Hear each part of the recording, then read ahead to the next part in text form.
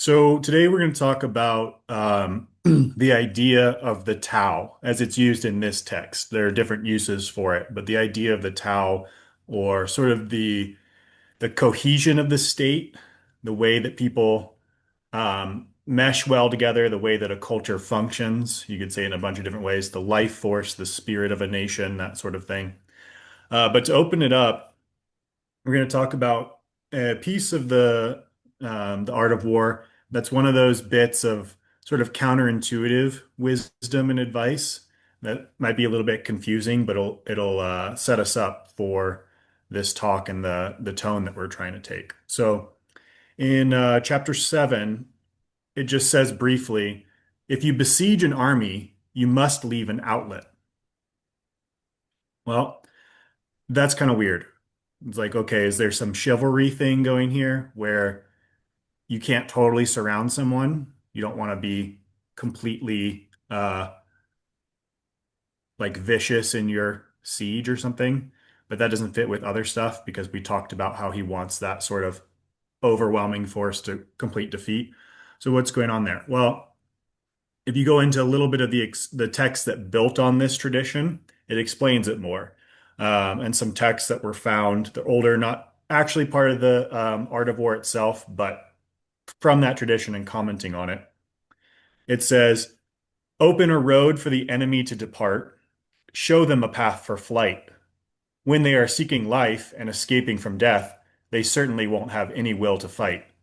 Then we can strike them. Even if they are numerous, they will certainly be destroyed. So, what this little point is of if you besiege an army, leave an outlet, what it's actually doing is putting in a psychological um, tactic, a weapon of if they perceive a way of escape, if they see they're in trouble and they can see a way to escape, then they're going to be focused at least partly on escaping. And that's going to throw off their Tao, let's say. That's a place where they would use the term Tao, their spirit, right?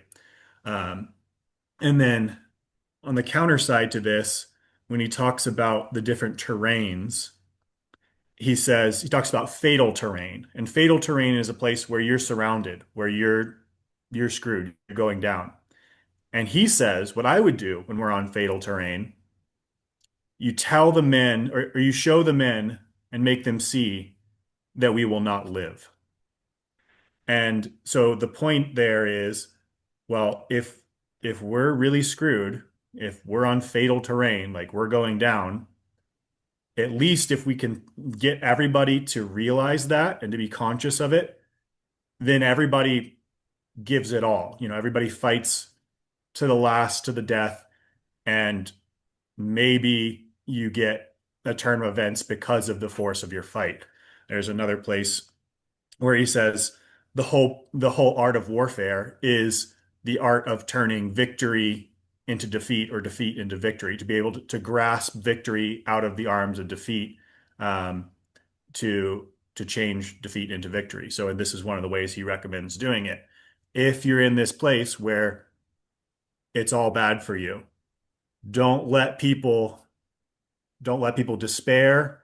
One of the things he says is ban omens. Don't have them say, "Oh, we got a bad omen. That means we're going down." He's like, "Nope. Have them see the reality and have them fight according to the reality. Like we're going down. The only hope we have is to all give our best."